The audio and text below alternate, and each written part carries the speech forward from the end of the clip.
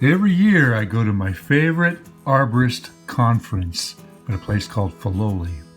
It's up off of 280 between San Jose and San Francisco, and it's an amazing estate property. It was given to the National Trust, and it is well worth visiting. Just to see the trees is worth it just by itself. This is a Camperdown Elm. There's two of them here. I'm up at Filoli, and there's an interesting story with these beautiful trees. If you look at the base here, you can see like somebody girdling. Went at it with a chainsaw. They went all the way around the trunk. That out of spite? Yes. It was a disgruntled employee I would imagine. that came in here. This was years ago, like 20, 25 years ago.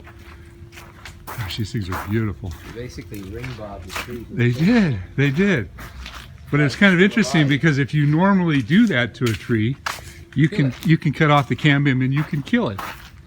But these trees, miraculously, yeah, you see where he crossed it over there. That's unreal.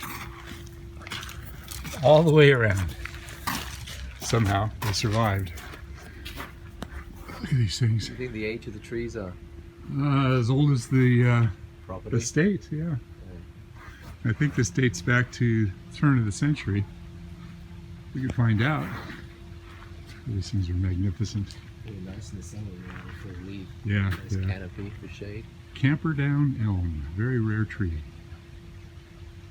Here's the official storyteller. Well, here we have a tree that someone tried to girdle, Yes. and the tree wouldn't give up.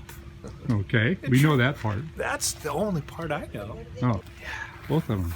And they're just saying, Amazing. "Dude, we can do this." I can't put that on No, YouTube. no, that's censored. Yeah.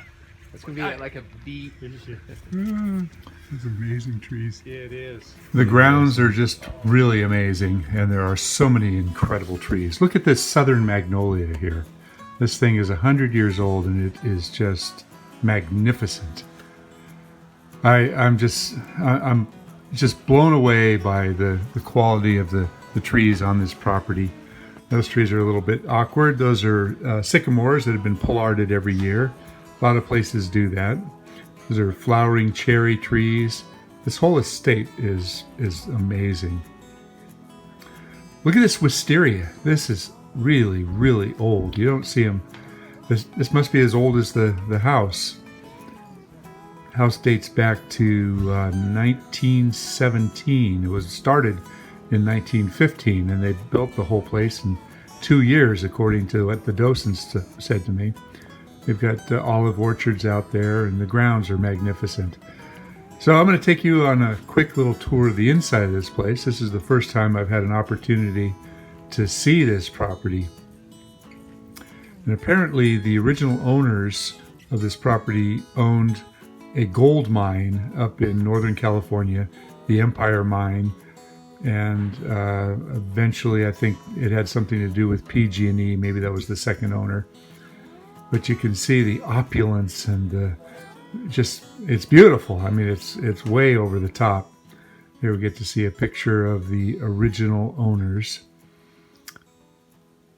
There we go. And here is the owner of the gold mine. Library.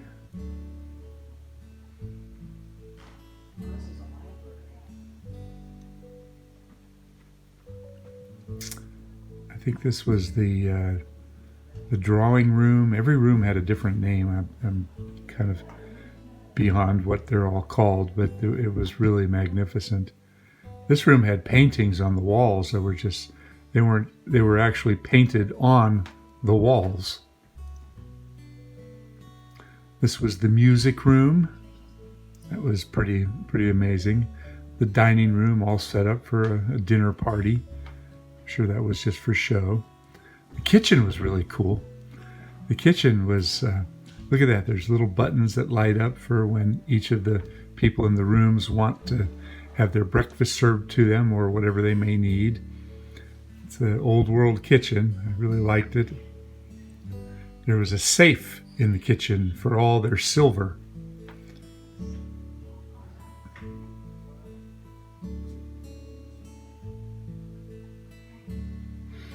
And a dumbwaiter. You don't see those too often. There's the second part of the kitchen, the old stove. And that kind of wraps up the tour of the house.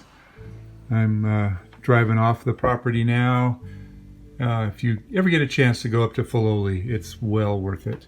Thanks for watching. It was a great conference, by the way.